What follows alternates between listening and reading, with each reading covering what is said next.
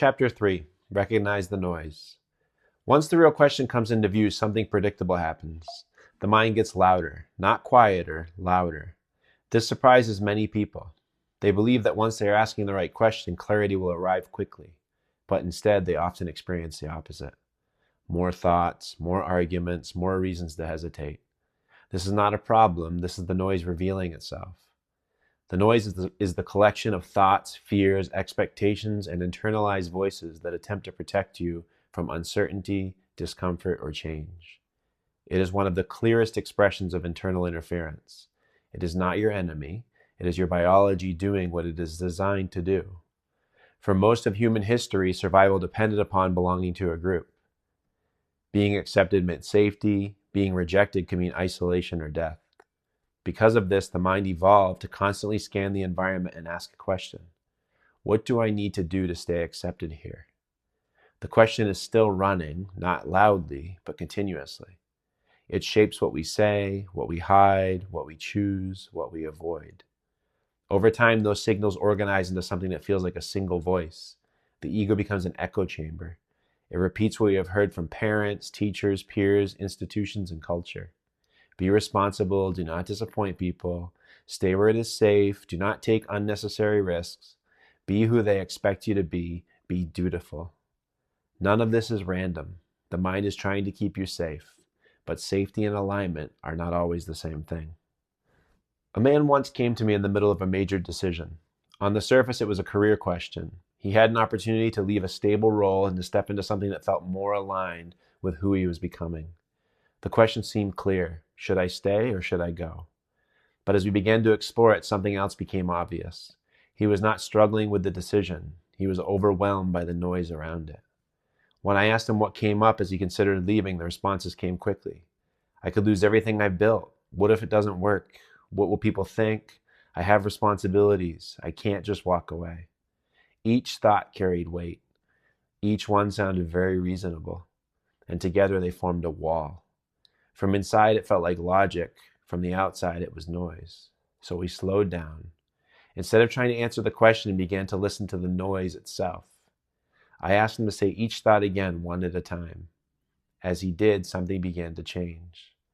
The thoughts that had once felt like an overwhelming force began to separate.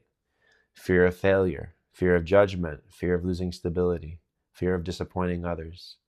Each voice had its own shape. Its own tone, its own origin. At one point, he paused and smiled. That one doesn't even feel like mine. We stayed there. Which one? The one about what people will think. Whose voice does it sound like? He sat quietly for a moment. Then he smiled slightly. My father. This is how the noise begins to loosen, not by fighting it, not by trying to silence it, but by seeing it clearly. When the noise is unexamined, it feels like one solid truth. When it is recognized, it becomes a collection of influences. Some of it is yours, some of it is not. Some of it is protection, some of it is habit. Some of it is outdated. There's also something else happening beneath the thoughts.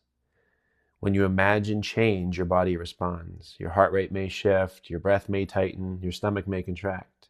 These are not random sensations. They are signals, your nervous system preparing you for what it perceives as risk, simply fear of the unknown or danger. And often that risk is not physical, it is social. Loss of approval, loss of identity, loss of belonging. The subconscious noise begins speaking. The body reacts first before you're even aware that you are in a loop. Then the mind begins to build a story to match the feeling. Then it gets to work on speaking all the noise to remedy the situation. This is how the noise builds, through the body and mind reinforcing each other. The noise often sounds convincing. It uses logic, memory, and imagined futures.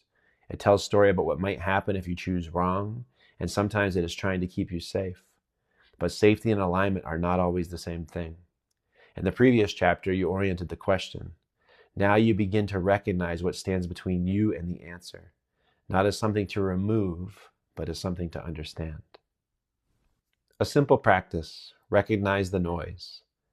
Bring back the question you uncovered in the previous chapter. Hold it gently in your awareness. Then notice what happens in your body. Before you write anything down, pause and feel. What shifts when you consider this question? Is there tension, pressure, a sense of contraction or urgency? Just notice, then let the thoughts come. Write down everything that arises when you consider the question. Do not filter, do not organize, let the noise speak.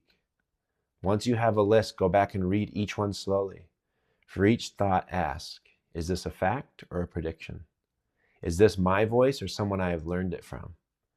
Is this trying to guide me or keep me accepted? Then notice your body again. Has anything softened even slightly? You are not trying to eliminate the noise, you are learning to see it. And when it is seen clearly, something begins to change. It no longer feels like absolute truth. It becomes information. And in that space, something quieter can begin to emerge. You do not need to solve the noise. You only need to recognize it. That is enough to begin.